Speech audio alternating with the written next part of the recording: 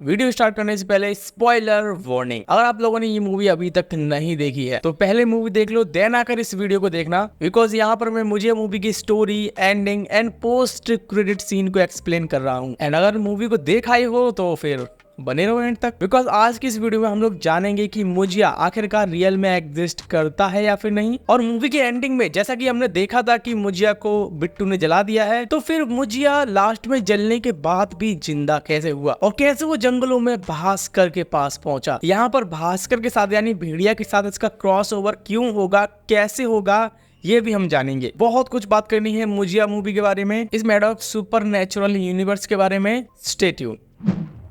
तो सबसे पहले हम मोटा मोटी मूवी की स्टोरी के बारे में जान लेते हैं। तो देखो यहाँ पर होता क्या है, एक बालक जिसका नाम गोटिया होता है, उसे मुन्नी नाम की लड़की से प्यार होता है। अब यहाँ मुन्नी बड़ी है 7 साल गोटिया से, बट चलेगा। जैसे ही कहानी आगे बढ़ती है हमें मालूम पड़ता है कि गोटिया की मॉम को ये सब पसंद नहीं है, ये प्यार मोहब्बत वाली बातें पसंद नहीं है। तो इस वजह से गोटिया इन सब चीजों से दूर रहे, इसके लिए गोटिया की मॉम उसका मुंडन करा देती है और इसी दौरान उसे पहनाया जाता है एक जनेऊ जो कि ब्रह्मचर्य के लिए होता है। बट ये सब हो जाने के बाद गोटिया पर रहा नहीं जाता और वो सहारा लेता है काला जादू का, जिसमें उसे एक बलि देनी होती है, फिर मुन्नी उसकी। तो इस काले जादू को करने के लिए और एक बलि देने के लिए वो अपनी बहन को गाँव के पास में एक जंगल था वहां पर ले जाता है जिसका नाम था टुकवाड़ी, और वहां पर काले जादू का पूरा रिचुअल करता है। और जैसे ही वो बलि देने वाला होता है वहां पर इन दोनों भाई बहनों में हड़प जड़प हो जाती है, जिस वजह से गोटिया वहीं पर मारा जाता है। अब जैसा कि यहाँ पर ये पास्ट स्टोरी हमें दिखाई जाती है, वो कहानी चल रही है 1952 की, और इस टाइम ये काला जादू और मुजिया की कहानियां बहुत फेमस हुआ करती थी। और अब मुझे समझ आ रहा है कि मेरी दादी और मम्मी क्यों मना करती थी पीपल के पेड़ के नीचे जाने से। अब क्यों करती थी वो भी आगे मालूम पड़ेगा। तो अब यहाँ पर एक्चुअली में हुआ क्या था, गोटिया का जो हाल ही में मुंडन हुआ था उसके अभी 10 दिन भी नहीं बीते थे एंड उससे पहले ही गोटिया यहाँ पर मर जाता है। वो अब यहाँ पर अर्बन लेजेंड कहलाएगा। बोला जाता है अगर कोई ब्राह्मण बच्चा अपने मुंडन के 10 दिन पूरे होने से पहले ही मर जाता है तो वो एक डीमन मुजिया बन जाता है जो कि एक पीपल के पेड़ के ऊपर वास करता है। तो ये तो था वो रीजन जिसके लिए हमारी मम्मी पापा और दादी मना किया करती थी कि पीपल के पेड़ के नीचे क्यों नहीं जाना है। हो बचा लिया उनने। यहाँ पर बिट्टू जो गोटिया यानी डीमन मुजिया की सिस्टर को नानी बोलता था, वो टुकवाड़ी पहुंचता है और जैसे कि बिट्टू मुजिया के घर से ही आता था तो वो उससे कनेक्ट हो जाता है। तो अब यहाँ पर मैं गोटिया को सीधा मुजिया ही बोलूंगा, आप लोग समझ जाना कि गोटिया कौन है और मुजिया कौन है। बेसिकली ये दोनों एक ही हैं, बस गोटिया अब मुजिया बन चुका है, एक राक्षस। तो जैसे ही मुजिया बिट्टू से कनेक्ट होता है तो उसका सिर्फ एक ही एम होता है, शादी करना। अब एक्चुअली में ये जगह मुजिया की हो चुकी थी, अगर वहां पर कोई जाता तो मुजिया उसे मार देता था जैसे कि बिट्टू के फादर को मारा था। फिर क्या कहानी चलकर मुजिया बिट्टू को बहुत परेशान करता है एंड इसके चलते वो एक प्रीस्ट से मिलता है। अब यहाँ पर देखो ये प्रीस्ट थोड़ा सा स्पेशल था बिकॉज ये पहले भी बहुत सारे मुजिया को मार चुका है, बिकॉज ऑफ इसके पास मुजिया शास्त्र था एंड इस मुजिया शास्त्र में वो विद्या लिखी थी जिससे मुजिया को पकड़ा जा सकता है और उसे मारा भी जा सकता है। वेल आगे चलकर जैसा कि प्रीस्ट बताता है कि इस मार्क से मुजिया को कंट्रोल या फिर ट्रांसफर किया जा सकता है, वो भी तब जब ये मार्क बना हो उसी के परिवार के किसी व्यक्ति के खून से। अब बेसिकली ये स्पेशल मार्क करता क्या था, जिस पर भी ये मार्क बनाया जाता था यानी किसी लिविंग फॉर्म या फिर किसी पेड़ पर, तो मुजिया की स्पिरिट को उसमें ट्रांसफर किया जा सकता था। एंड ऐसा ये प्रीस्ट बताता भी है अगर ये मार्क किसी जानवर के सिर पर बना दिया जाए तो मुजिया उसमें भी ट्रांसफर हो सकता है एंड उसी दौरान अगर उस जानवर को मार दिया जाए तो मुजिया भी मर जाएगा। मुजिया को मारने के लिए बिट्टू आगे चलकर ऐसा ही करता है, वो एक बकरी को चुनता है जिस पर अपने खून से ये मार्क बनाता है एंड इस मार्क के चलते मुजिया इस बकरी में आ भी जाता है। बट जैसे ही बिट्टू इस बकरी की बलि देने वाला होता है मुजिया समझ जाता है और वो यहाँ से निकल कर किसी और बॉडी में चला जाता है। बेसिकली यहाँ पर होता क्या है, 2-3 लोगों के ऊपर ये सेम मार्क बना होता है जिस वजह से मुजिया एक बॉडी से दूसरी बॉडी में आसानी से ट्रांसफर हो जाता है एंड इसी के चलते लास्ट तक ऐसा ही होता रहता है। बट बिट्टू यहाँ पर थोड़ा दिमाग लगाता है, जिस पर्सन के अंदर मुजिया की स्पिरिट थी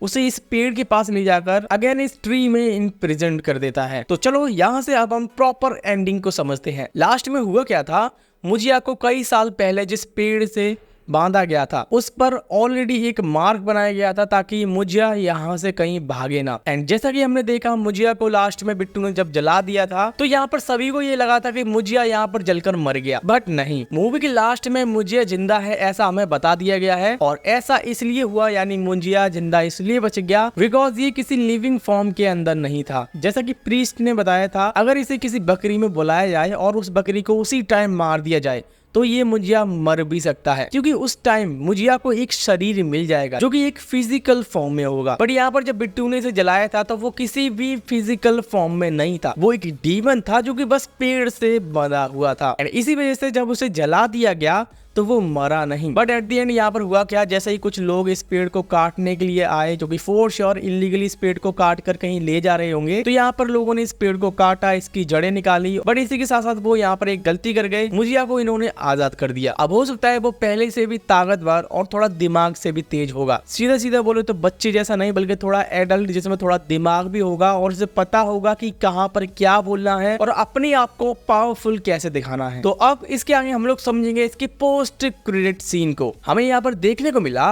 जहां पर भेड़िया एंड हुई थी वहीं से ये पोस्ट क्रेडिट सीन हमें दिखाया जाता है। यहाँ पर भास्कर जो कि भेड़िया के फॉर्म में अपने रियल फॉर्म में आया है एंड जना यहाँ पर इसके लिए कपड़े लाता है इसे पहनने के लिए। एंड यहाँ पर जो चड्डी जना ने भास्कर को दी थी उस पर लिखा हुआ था मुन्नी, एंड मुन्नी बोलते ही यहाँ पर मुजिया को दिखाया जाता है। अब यहाँ पर अगर सीन को समझे तो यहाँ पर मैडॉक सुपर नेचुरल यूनिवर्स का कोई भी मेन विलन नहीं दिखाया गया और मुजिया यहाँ पर इस यूनिवर्स की 4th मूवी है जो कि ओनली इस यूनिवर्स के विलन को इंट्रोड्यूस करती है। अब मैं ये नहीं कह रहा कि इस यूनिवर्स में सिर्फ एक ही विलन होगा जो कि मुजिया होगा, बाकी के और भी विलन्स होंगे जिन्हें धीरे धीरे करके इंट्रोड्यूस किया जाएगा जो शायद मुजिया से भी पावरफुल एंटिटी होगी। तो यहाँ पर मुजिया भास्कर के लिए एक विलन ही होगा जिससे वो निपटेगा। एंड हो सकता है ये गर्ल, ये अननोन गर्ल आगे चलकर मुजिया से भी निपटे, जो आगे चलकर शायद आगे चलकर किसी मूवी में एक दूसरे से भिड़ेंगे। और फिल्मी भाई लोग दिमाग लगाने वाली बात ये है मैडॉक फिल्म ने एक यूनिवर्स बनाया है एंड इस यूनिवर्स का कोई फाइनल नेम तो नहीं आता मूवी की स्टार्टिंग में कि कौन सा यूनिवर्स है ये, बट हम इसे मैडॉक सुपर नेचुरल यूनिवर्स बोलते हैं। एंड मैडॉक इस यूनिवर्स में जितनी भी मूवीज ला रहा है उसमें ओनली कैरेक्टर्स एक दूसरी मूवी में क्रॉस ओवर कर रहे हैं।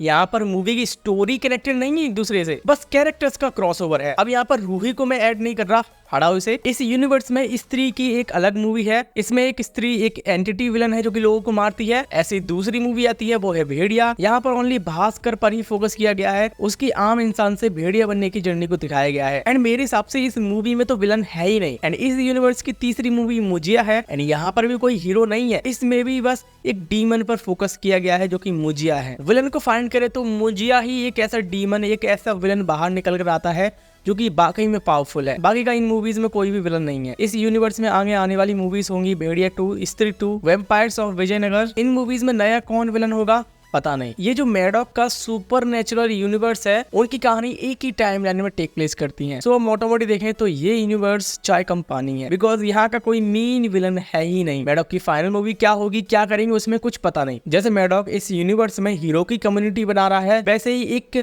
विलन की भी कम्युनिटी होगी। सो अभी के लिए बस कैरेक्टर्स का ही क्रॉसओवर देखो। सो ये था मुझे मूवी का post credit explanation, ending explanation. I hope so आपको ये वीडियो पसंद आई होगी। अगर पसंद आई तो वीडियो को लाइक, चैनल को सब्सक्राइब कर देना ऐसे ही कमाल की वीडियोस देखने के लिए। बाकी आज के लिए इतना ही, जल्दी मिलते हैं किसी नेक्स्ट वीडियो में।